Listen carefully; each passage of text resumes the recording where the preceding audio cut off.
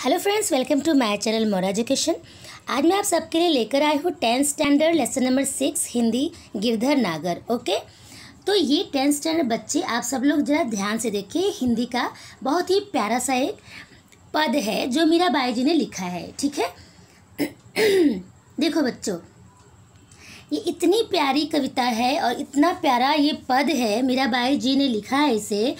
तो पहले मैं आप सबको ये बता देती हूँ कि मीराबाई कौन थी और इन्होंने ये सब क्यों लिखा। ये सारी चीज़ें हम इनके बारे में पहले जान लेते हैं और इसको आप बहुत ध्यान से सुनिए, आपको इससे पता चलेगा कि वो कितनी महान औरत थी।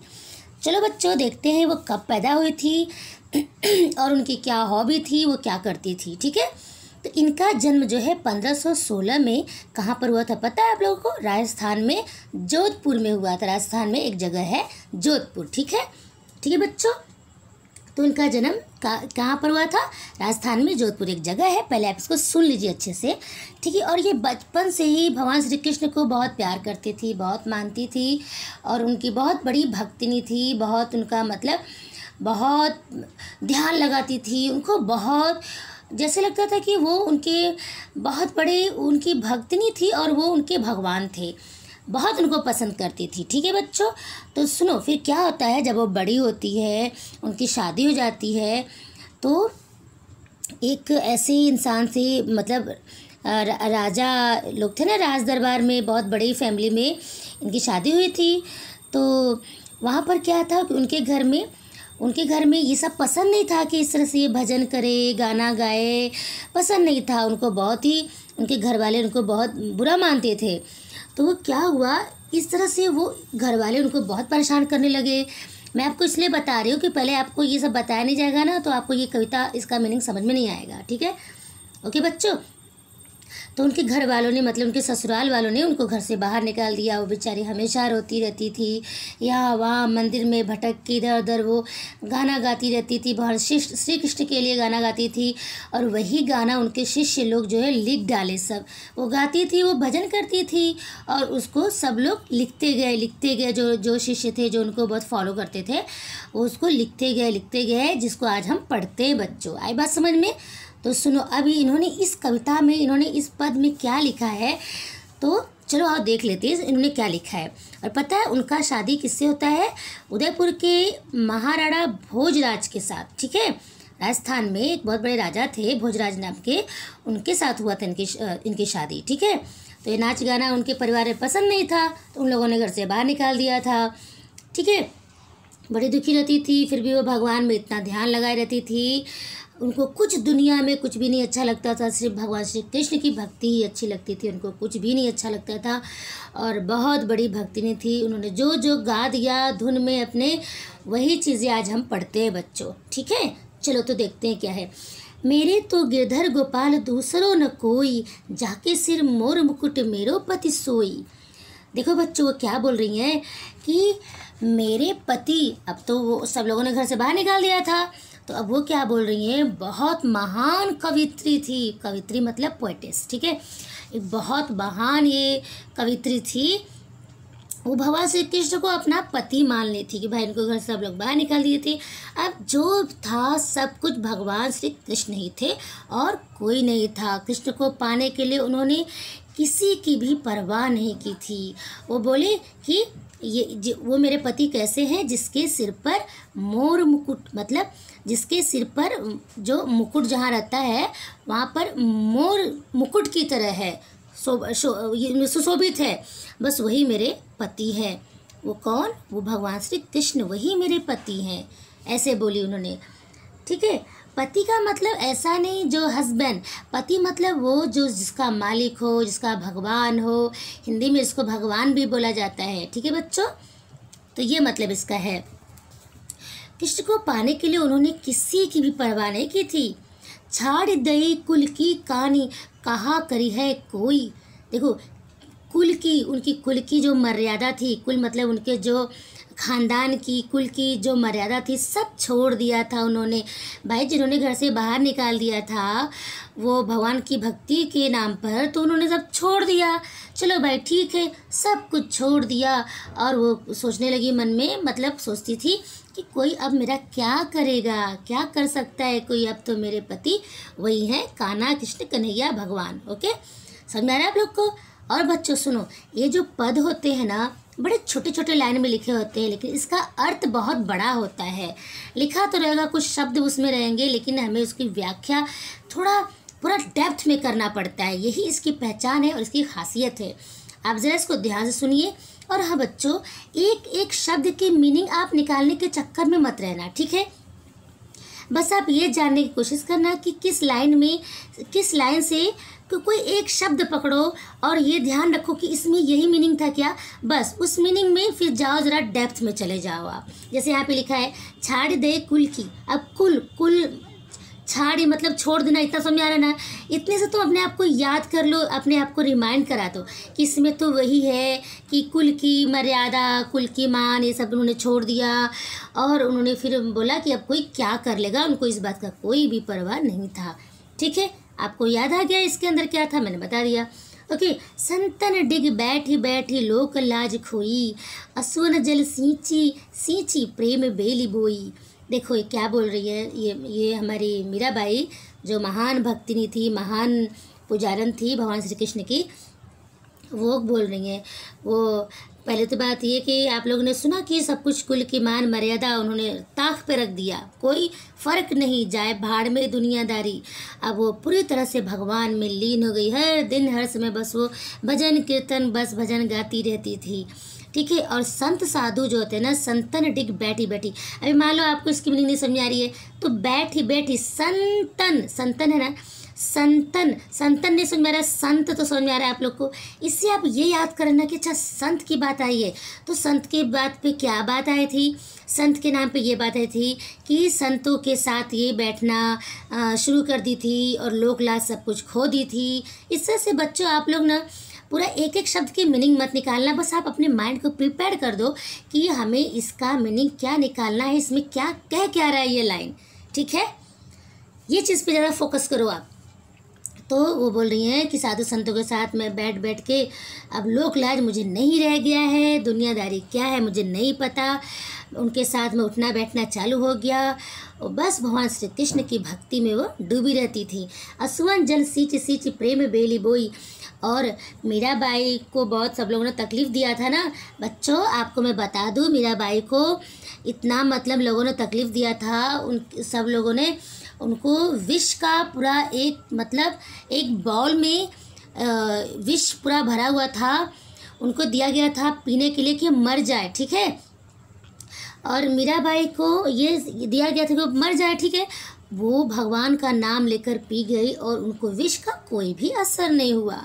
अब ये बात आप यकीन करो या ना करो, ये सब सच है। आप तो हिस्ट्री में पढ़े होगे ना, हिस्ट्री के जो सोर्सेज होते हैं रिटन सोर्स, तो ये रिटन सोर्स ही है, पहले ओरल। ठीक है, अब ये जो हमारे सामने ये तो रिटन है ना, आज जो हम पढ़ रहे हैं इनके शिष्य लोग ने लिख दिया, बस वो हम ये कितने सालों से सब लोग इसी को पढ़ते चले आ रहे हैं, क्योंकि हमें इससे प्रेरणा मिलती है, ज्ञान मिलता है, इसलिए ये सारी चीज़ें शिक्षा में डाल दी जाती है कि बच्चों को थोड़ा ज्ञान हो। ठीक है, चलो बच्चों ये इसमें मेंशन नहीं था, मैंने आपको एक्स्ट्रा नॉलेज दिया ताकि आपको पता रहना चाहिए। ठीक है, चलो असुवन जल सींच सींच प्रेम बेली बोई।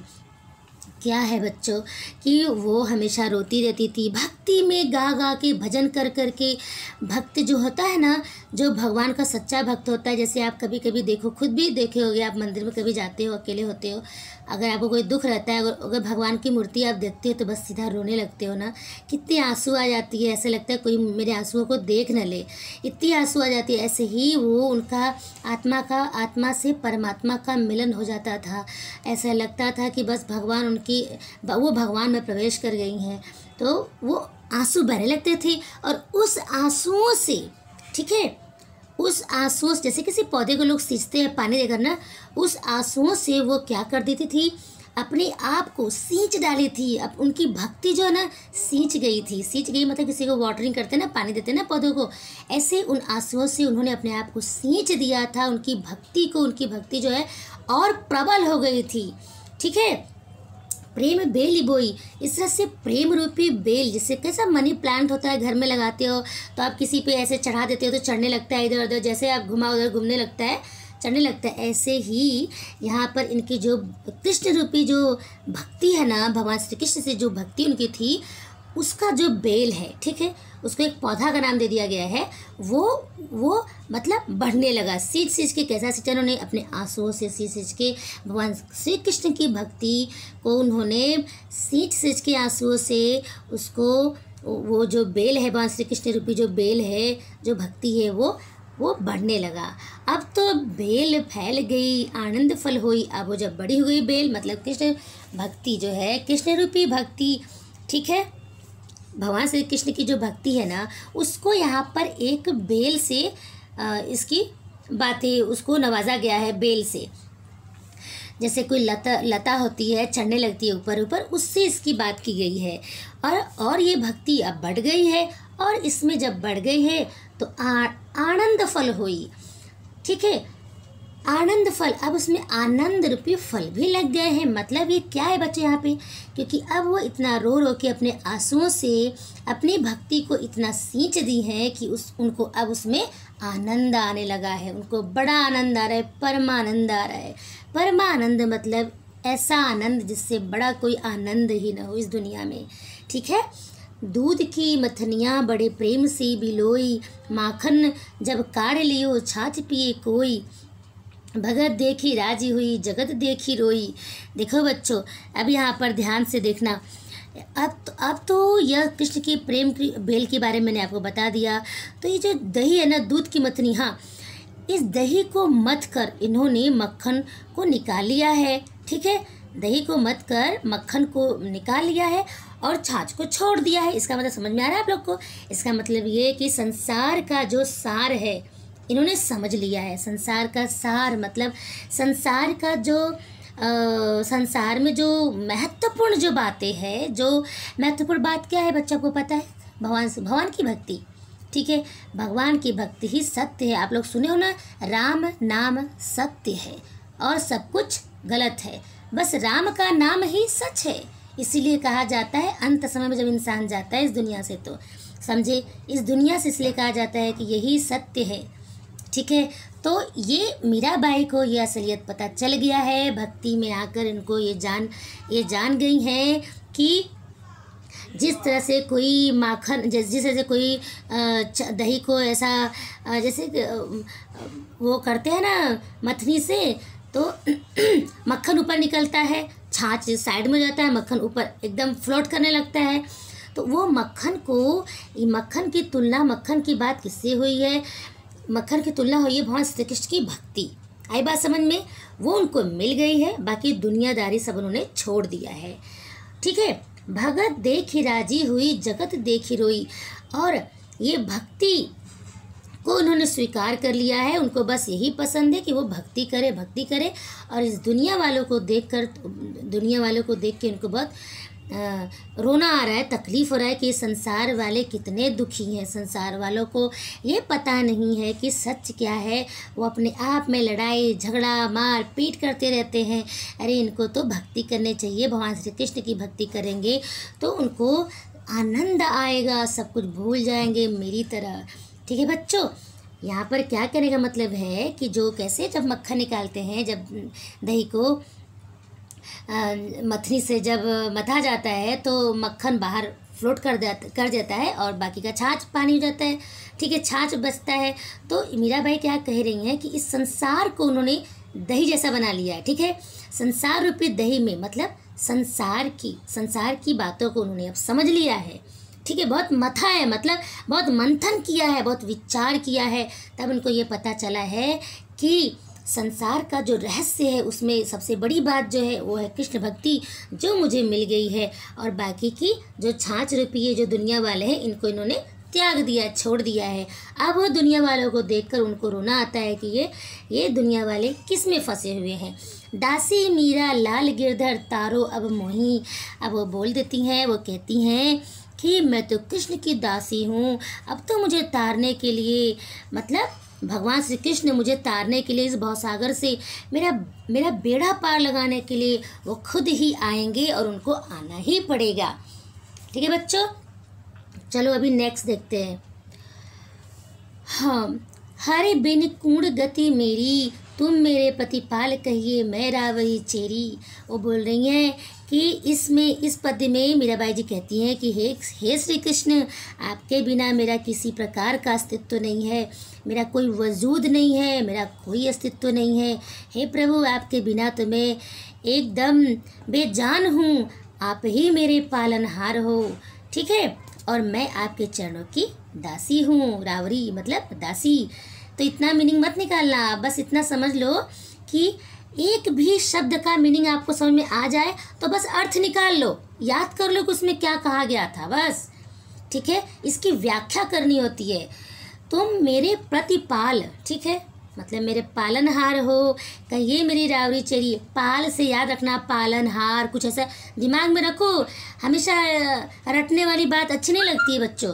आप लोगों को कितना सारा मेहनत करना है, 10th में कितना स्ट्रगल करना है, ऊपर से ये कोरोना परेशान कर दिया सबको।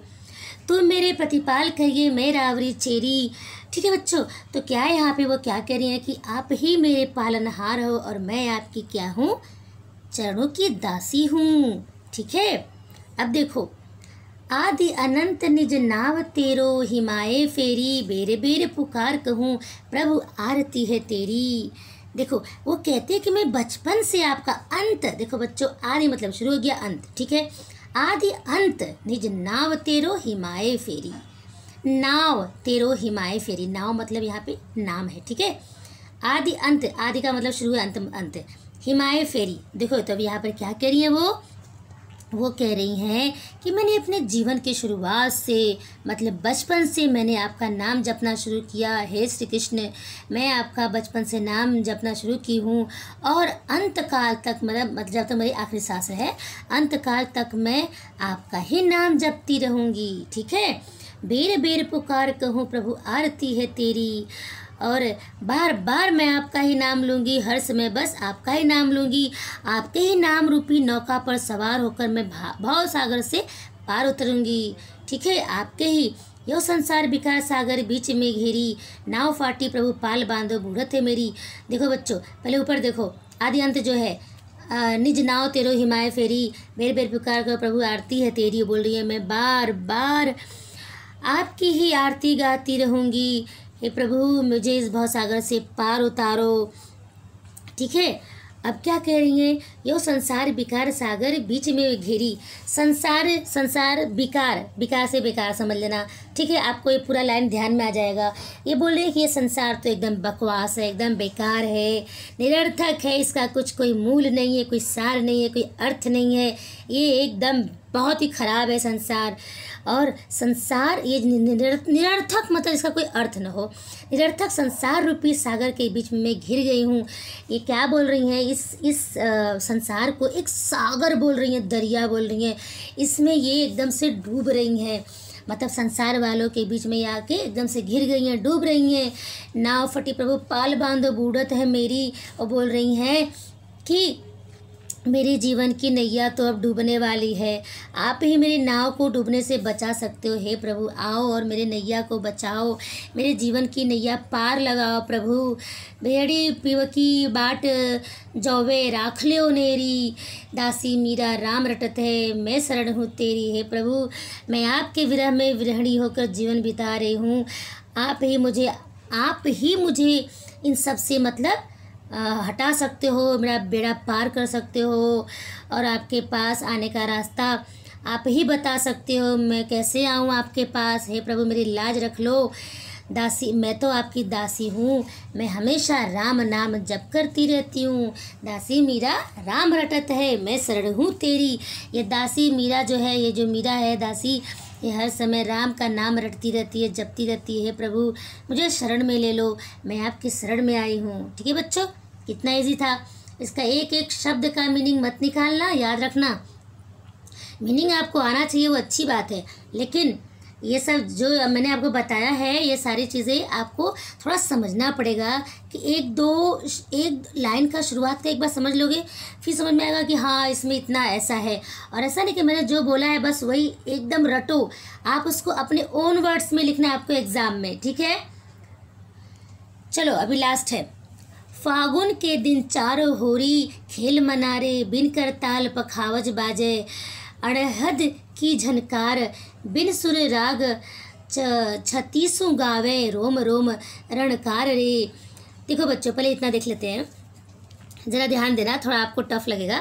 अभी आप फागुन मतलब होली से है, ठीक है। अभी देखो होली में क्या है ना, भगवान के साथ रंग खेल देती है। भगवान वहाँ प्रकट नहीं जाते थे, उनकी मूर्ति या फोटो जो भी रहता था उनको वो रंग डालती थी। उनका मानना ये था बच्चों कि इनको मैं रंग डालूंगी तो ये मतलब मैं इनके रंग में रंग जाऊंगी, मतलब भक्ति में। आई बात समझ में? मैं इनके मतलब एकदम बहुत सच्ची पुजारन हो जाऊंगी। उनको जो है ना, जो भगवान श्री कृष्ण की भक्ति में सच में आ जाता है, उसको दुनिया बहुत निरर्थक लगती है बच्चों। ये दुनिया बहुत पूरा सिर्फ मोह माया है, पूरा माया जाल है। और भगवान श्री कृष्ण की भक्ति जो भगवान को समझ लिया, वो भगवान में ही डूबा रहता है। तो वही मेरा भाई की ये हाल है। और यहाँ पे वो फागुन की बात हो रही है, मतलब होली की बात हो रही है। तो वो क्या कह रही हैं, वो बोल रही है अब फागुन का महीना आया है, ठीक है। फागुन का महीना आ गया, क्या बोल रही हैं, दिन चार होरी खेल मना रहे, ठीक है। श्री कृष्ण से अब मेरी जल्दी ही मिलन होने वाला है। कृष्ण से मिलने की मेरी बड़ी उत्सुकता मतलब बहुत एक्साइटमेंट हो रहा है कि कृष्ण से मिलने के लिए मेरी उत्सुकता बढ़ रही है। तो वो क्या कर रही है, मतलब इतनी खुश हैं कि बिना किसी म्यूज़िक के कोई डांस करने लगता है, बहुत खुशी मिल जाती है। तो ऐसे ही ये बोल रही हैं, मैं होली का त्यौहार धूमधाम से मनाऊंगी, ठीक है। बिना करताल एक बजाने वाला होता है, बिना करताल और पखावज, ठीक है, बिना ताली के, बिना ये सब पैरे पहनते हैं, सब आभूषण है, ये सब बिना पहने, ठीक है। अड़हत की झनकार रे, बोलती मेरी आत्मा में झंकार उठ रही है, मतलब एक उमंग उठ रहा है मेरी आत्मा में, मतलब खुशी उल्लास मनाने का एक उमंग सा उठा है मेरे मन में, क्योंकि अब मुझे भगवान श्री कृष्ण से मिलने का मौका मिलेगा, मैं उनके साथ होली खेलूंगी। बिन सुर राग छत्तीसु गावे, रोम रोण रणकार रे।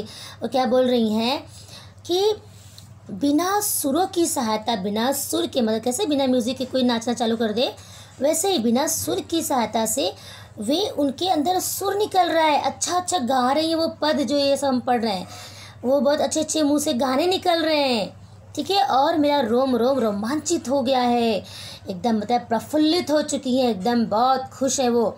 सील संतोख की केसर घोली, प्रेम प्रीत पिचकार रे। देखो बच्चों, ये बोल रही हैं, मैंने शील व संतोष रूपी केसर घोलकर प्रेम रूपी पिचकारी बनाई है। पिचकारी भी देखो कितना अलौकिक है, ठीक है। पिचकारी जो हमारा कलर गन होता है, ये इन्होंने कैसे बनाया पिचकारी, शील व संतोष रूपी केसर घोलकर प्रेम रूपी पिचकारी। उनकी पिचकारी कैसी है बच्चों, प्रेम, वही प्रेम जो हमें दिख नहीं रहा है, एक फीलिंग है, ठीक है। वो कैसा प्रेम, भगवान श्री कृष्ण की भक्ति, ठीक, वो उनकी हो गई पिचकारी। और उसके अंदर घोला कैसा रंग है, वही भक्ति भाव, संतोष, शील, सब्र, ये सारी चीज़ें उसके अंदर वो रंग के रूप में घुली हुई है, ठीक है। अब वही उसी से वो खेल रही हैं, वही उनके ऊपर न्यौछावर कर रही हैं। आई बात समझ में? उड़त गुलाल लाल भयो अंबर, बरसत रंग अपार रे, घटके पट सब खोल दिए हैं, लोक लाज सब डार रे, मीरा के प्रभु गिरधर नागर, चरण कवल बलिहार रे। देखो बच्चों, वो बोल रही है आसमान में गुलाल उड़ रहा है, उसके कारण आसमान लाल रंग का हो गया है, चारों ओर प्रेम रूपी रंग फैल गया है, ठीक है। मैं कृष्ण के मिलन के लिए इतनी भाव विभोर हो गई हूँ। भाव विभोर मतलब बहुत मेरा पेशेंस खो रहा है, मैं उनसे मिलना चाहती हूँ। तो कैसे आप बोलते हो ना, I am very restless to meet you, you please come soon, बोलते हो ना आप सब, वैसे ये बोल रही हैं कि अब वो एकदम भाव विभोर, उनसे रहा नहीं जा रहा है, मतलब आंखें नम हो जा रही है, मिलने के लिए तड़प रही हैं भगवान श्री कृष्ण से। और बोल रही हैं मैं लोक लाज की परवाह बिल्कुल छोड़ दिया है, मैंने तो एकदम से छोड़ दिया है, श्री कृष्ण ही मेरे गिरधर नागर हैं, वे ही इस दुनिया से मुझे पार लगाएंगे। इसलिए उनके कमल रूपी चरणों पर, उनके चरण को ना कमल से नवाजा जाता है, उनके कमल रूपी चरणों पर मैं निछावर हूँ, मैं निछावर कर दूँगी, मैं बलिहार हूँ, मतलब निछावर कर दिया, मैं पूरी समर्पण कर दिया है मैंने। हे प्रभु, आओ और मुझे इस दुनिया के इस जाल से निकालो, मुझे इस भवसागर से पार लगाओ प्रभु। ठीक है बच्चों, कितना प्यारा सा था। आप इसको 2 बार 3 बार इसको प्ले करके बड़े ध्यान से सुनो और आपको इसका पूरा अर्थ जो है पूरा अच्छे से समझ में आ जाएगा। और आई होप आपको ये बहुत अच्छा लगा होगा, पसंद आया होगा। मीरा बाई की कितनी प्यारी कहानी थी, आपको पता चला ना। ऐसे ही मीरा बाई ने न जाने कितने बहुत सारे पद लिखे हैं, आपको तो बस इतना थोड़ा सा ही पढ़ना है। ठीक है, तो अभी आप अपने दोस्तों को भी बताओ, समझाओ, उनको ऐसे बैठा लो, एज अ टीचर आप उनको एक्सप्लेन करो। आप कुछ डाउट हो तो फिर से आप देख लो। ठीक है, ऐसे आपको समझ में आ जाएगा। चलो मिलते हैं नेक्स्ट वीडियो में, तब तक के लिए बाय बाय, थैंक यू।